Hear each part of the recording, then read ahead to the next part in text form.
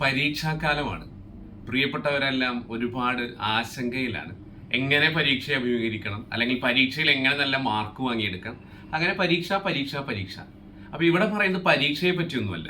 നമുക്ക് ഉന്നത നിലവാരം ജീവിതത്തിൽ പുലർത്താൻ വേണ്ടി, അല്ലെങ്കിൽ മത്സര പരീക്ഷകളാകുന്ന കടമ്പകളിലൊക്കെ തന്നെ നല്ല പെർഫോമൻസ് നടത്താൻ വേണ്ടിയിട്ടുള്ള ഒരു കൊച്ചു വർത്തമാനമാണ്, ഒരു കൊച്ചു സൂത്രമാണ് ഇന്ന് നമ്മൾ പറയാൻ വേണ്ടി പോകുന്നത്.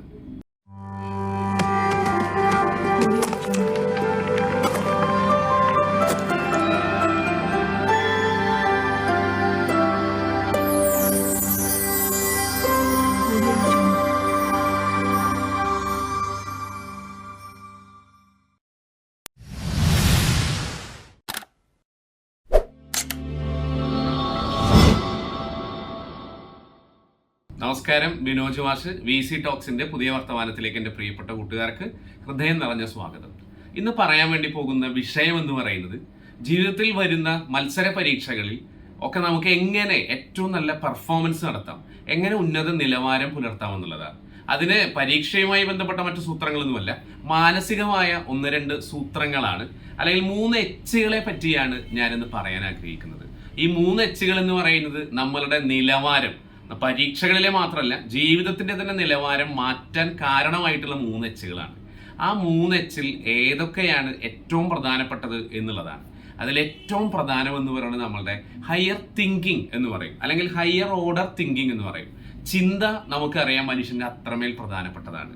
മനോഹരമായ ഒരു വാചകത്തിൽ ഇങ്ങനെ പറയുന്നുണ്ട്, watch your thoughts because that thoughts becomes your words എന്ന് പറയാറുണ്ട്. Watch your words, that words becomes your actions.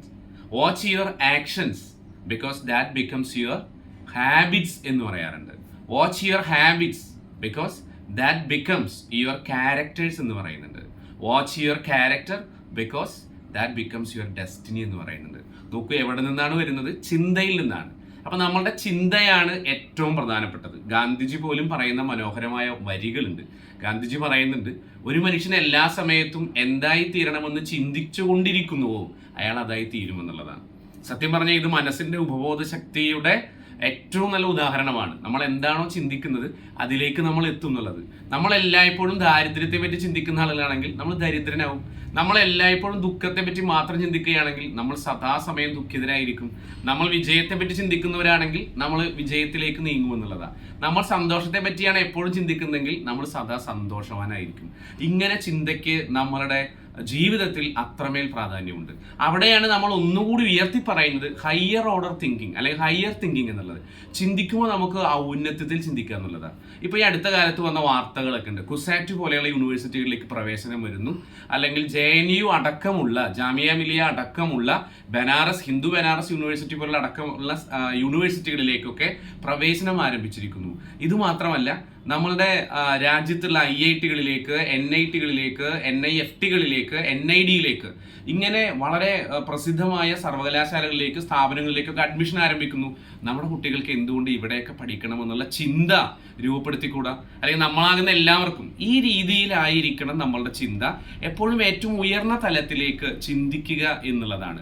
ഇത് മാത്രമല്ല, ഇപ്പം നമ്മളൊരു മത്സര പരീക്ഷയിലേക്ക് പോകുമ്പോൾ നമുക്ക് എന്തുകൊണ്ട് സിവിൽ സർവീസ് എക്സാമിനെ ഫേസ് ചെയ്തുകൂടാ?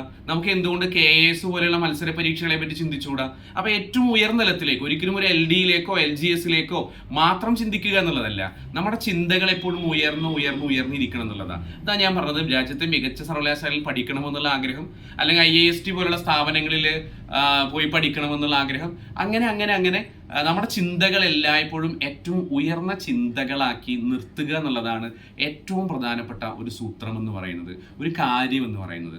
രണ്ടാമത്തെ H എന്ന് പറയുന്നത് മറ്റൊന്നുമല്ല, ഹയർ പ്ലാൻ ആണ്.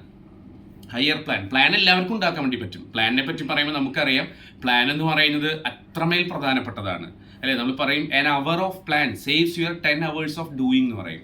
1 മണിക്കൂർ ഉള്ള നിങ്ങളുടെ പ്ലാനിങ് എന്ന് പറയുന്നത് 10 മണിക്കൂർ നിങ്ങളുടെ പ്രവൃത്തിയെ ലാഭിക്കുമെന്ന് പറയും. അല്ലെങ്കിൽ നമ്മൾ പറയും a goal without a plan is just a wish എന്ന് പറയാറുണ്ട്.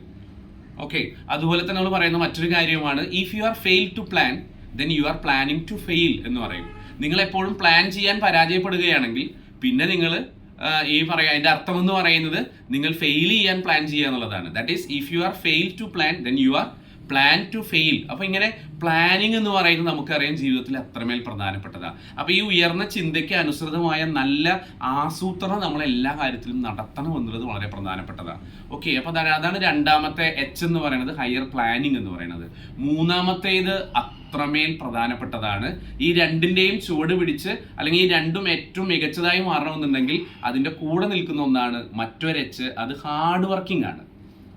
തോമസ് ആൽവ എഡിസൺ ഈ കാര്യത്തിൽ ഏറ്റവും ശ്രദ്ധിക്കപ്പെട്ട ഒരു വ്യക്തിത്വം കൂടിയാണ്. നമുക്കറിയാം 1000ഓളം കണ്ടുപിടുത്തങ്ങൾ നടത്തി കണ്ടുപിടുത്തങ്ങളുടെ രാജകുമാരൻ എന്ന രീതിയിൽ അറിയപ്പെടുന്ന മെൻലോ പാർക്കിലെ മാന്ത്രികൻ എന്നറിയപ്പെടുന്ന തോമസ് ആൽവ എഡിസന്റെ ഏറ്റവും മനോഹരമായ വരികളുണ്ട്. അദ്ദേഹം പറഞ്ഞു വെക്കുന്നുണ്ട്, there is no substitution for hard work, the substitution of hard work is hard work only എന്ന് പറഞ്ഞു വെക്കുന്നുണ്ട്. അത്രമേൽ പ്രാധാന്യം ഈ പറയുന്ന ഹാർഡ് വർക്കിങ്ങിന് ഉണ്ട് എന്നുള്ളതാണ്. അദ്ദേഹം തന്നെ പറയുന്നുണ്ട്, a genius is 99% perspiration and only 1% inspiration എന്നുള്ളതാണ്. പ്രചോദനങ്ങളൊക്കെ ജീവിതത്തിൽ അത്രമേൽ പ്രധാനപ്പെട്ടതാണെന്ന് തിരിച്ചറിയുന്നു. പക്ഷേ അതിന് 1% ബാക്കി നമ്മുടെ വിയർപ്പിനാണ് 99% ഇമ്പോർട്ടൻസ് എന്ന് തോമസ് ആൽവ എഡിസൺ പറഞ്ഞു വെക്കുന്നുണ്ട്. മേരി ക്യൂരിയെ എടുത്തു കഴിഞ്ഞാലും അല്ലെങ്കിൽ ലിയനാർഡോ ഡാവിഞ്ചിയെ എടുത്തു കഴിഞ്ഞാലും ബ്രൂസിലിയെ എടുത്തു കഴിഞ്ഞാലും അങ്ങനെ അങ്ങനെ അങ്ങനെ ഒരുപാട് ചരിത്രത്തിലെ മഹാരഥന്മാരായിട്ടുള്ള ഒരുപാട് ആളുകളുണ്ട്.